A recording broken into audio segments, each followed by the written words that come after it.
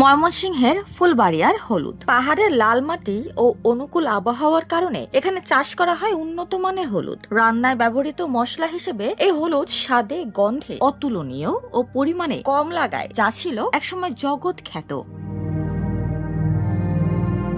ময়মনসিংহে উৎপাদিত লাল মাটির হলুদের খ্যাতি রয়েছে দেশ জুড়ে। একসময় দেশ জুড়ে রপ্তানিও হতো এই হলুদের মান ও গুণগত বৈশিষ্ট্যের কারণে, কিন্তু মুক্তবাজার অর্থনীতিতে সেই সম্ভাবনাকে কাজে লাগানো যায়নি। এত সুন্দর বালা বাংলাদেশে সবাই বলে ফুলবাড়ি হলুদ এক নম্বর, এর চেয়ে কোনো বালা হলুদ হয় না।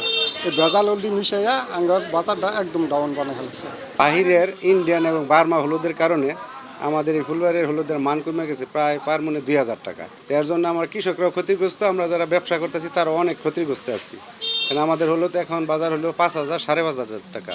হলুদের দাম ছিল ৮,০০০ টাকা, পার মনেতে ১৫০০ টাকা নেই। ভারত ও মিয়ানমার থেকে নিম্নমানের হলুদ আমদানি করে মেশানো হচ্ছে ফুলবাড়িয়ার হলুদের সাথে। বেশি লাভের আশায় হলুদ কারসাজির কারণে অপার সম্ভাবনা থাকলেও তা মুখ থুবড়ে পড়েছে অর্থনীতি বাজারে। এতে শুধু চাষি ও ব্যবসায়ীরা ক্ষতিগ্রস্ত হচ্ছে না, মান কমে যাওয়ায় খ্যাতি হারাচ্ছে এই হলুদ। ফুলবাড়ি হলুদটা ইন্ডিয়ার হলুদ সাথে মিক্সার করিয়া কইতো সব হলুদ ফুলবাড়িয়া এদের বিক্রি করতেছে। ফুলবাড়িয়া হলুদ কারণে ডাউনে আসছে, যেমন ইন্ডিয়ান হলুদ গুলা আইনা ফুলবাড়িয়ার হলুদের সাথে মিক্সড করিয়া এগুলা বিক্রি করতেছে। এর জন্য আমাদের এই ফুলবাড়িয়ার হলুদটা দাম কমে গেছে অনেকটাই। বাইরে থেকে ব্যবসায়ীরা এসে বাজারে বিক্রি করছে নিম্নমানের হলুদ। ক্ষতি থেকে প্রকৃত কৃষক ও ব্যবসায়ীদের বাঁচাতে প্রশাসনের হস্তক্ষেপ চান জনপ্রতিনিধিরা। বাইরের কিছু হলুদ এসে আমাদের রাঙ্গামাটি ইউনিয়নের হলুদের কথা বলে ওনারা বিক্রি করে, যার কারণে আমাদের এই রাঙ্গামাটি ইউনিয়নের যারা কৃষি হলুদ কৃষি চাষি তারা ওই ন্যায্য মূল্যের টাকা পায় না।